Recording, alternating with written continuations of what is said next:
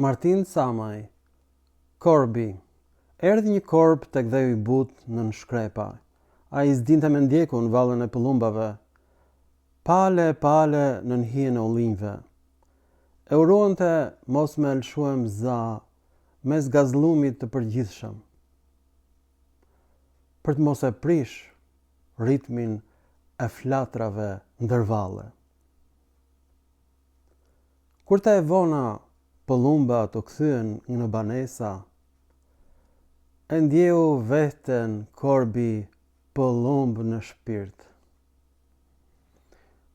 Kjo poezi është shumë e bukur dhe në fakt duhet ta ketë titullin Korbi nga Pradeshi ose Pellazgu nga Pradeshi për njerëz që janë shqipfolës, kanë ardhur nga Pradeshi I Indis, janë shartuar me shqiptarët dhe kanë krijuar një popullsi të përzier. Për fat keq, atë dheun I dashur Shqipëria është boshatisur nga shqiptarët, është bërë depopullimi I Shqipërisë, ka rritur një masë kritike, është ndryshuar përbërja demografike e shqiptarëve, praktikisht shqiptarët janë pushtuar nga jevgjit.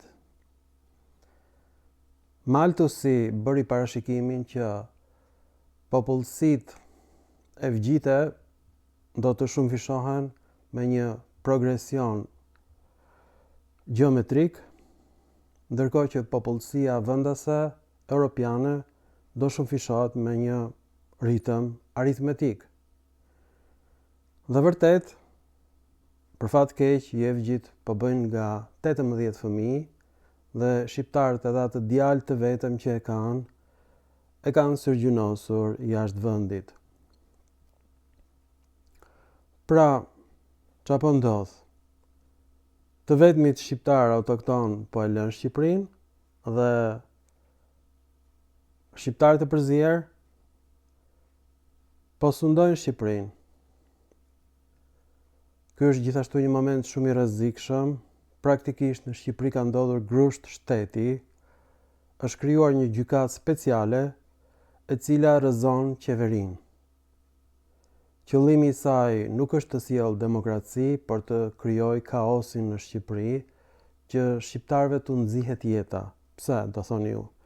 Në çdo qeveri, qeveria sunduese krijon kontrata për përkrasit e saj. Kjo ndodh në Shtetet e Bashkuara, në Gjermani, në Francë. Pra, pikërisht, kjo është arsye që njerëzit duan të futen në qeveri, për të ndihmuar kushërinjt, shokët, miqtë e tyre. Dhe në Shqipëri kjo mund të bëhet me rotacion. Pra, kjo është demokracia, që partia sunduese krijon kontrata për miqtë e saj. Ndodh në çdo vend demokratik. Tani Spaku nuk është krijuar në Gjermaninë naziste. Gjykata e Nurembergut zgjati vetëm për një kohë të shkurtër, dënoi disa nga udhëheqësit e Gjermanisë imperialiste dhe kaq. Populli gjerman u la I qetë, ndërkohë që populli shqiptar nuk po lihet I qetë dhe ne po pushtohemi dal nga Greqia.